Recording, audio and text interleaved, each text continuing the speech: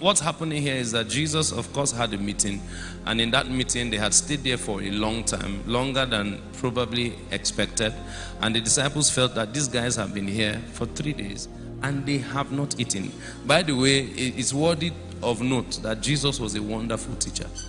Imagine a man teaching for 3 days non-stop, and the people had not eaten and the people were not complaining. It meant that what Jesus was saying was so captivating. And on the third day, the disciples now felt, these people, they may die here. Because the way you are going is like, you don't even, let them go and eat.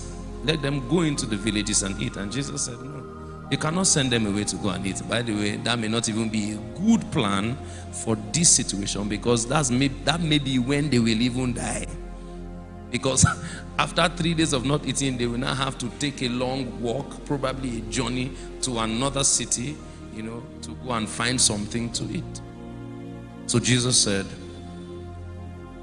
to Philip, where do we get something for these people to eat? Jesus could have asked anybody that question. Why was he particular about Philip? In my opinion, I want to believe, because I believe that Jesus had a very good structure for his ministry. I want to believe that probably Philip was the one who was in charge of the welfare in Jesus' ministry.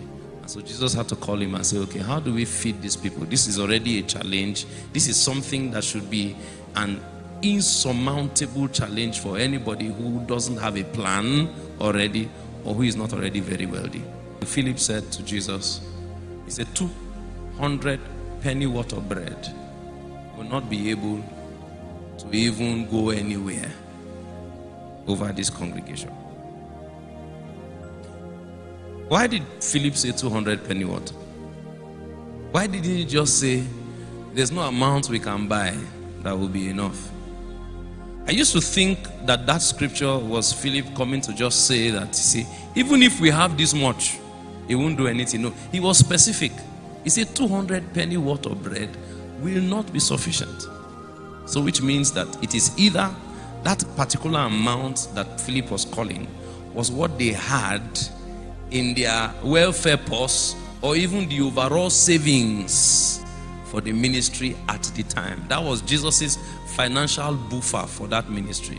At the time, that was what they had that was available to be spent. So I decided to do a little research on what 200 penny worth would mean.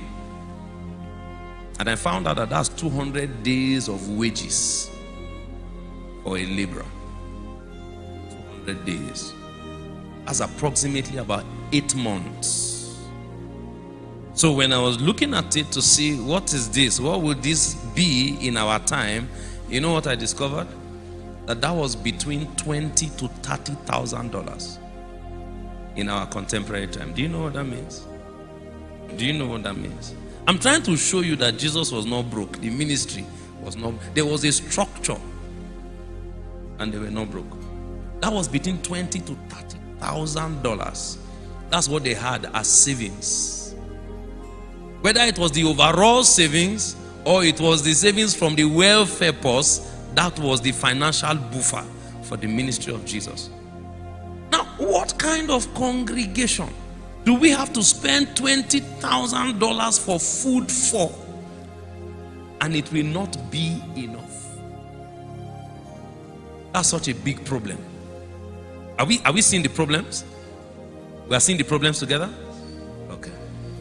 But the Bible said, and which we will still come back to what Jesus did with Philip. The Bible said Jesus himself, he knew what he will do. He knew what he will do. Because that's where the journey will always have to begin from. It has to begin from the point of knowing what to do. You might not have gotten all the money yet, but there is a need to know what to do. And one of the first steps to helping you know what to do is first of all identifying what the problem is.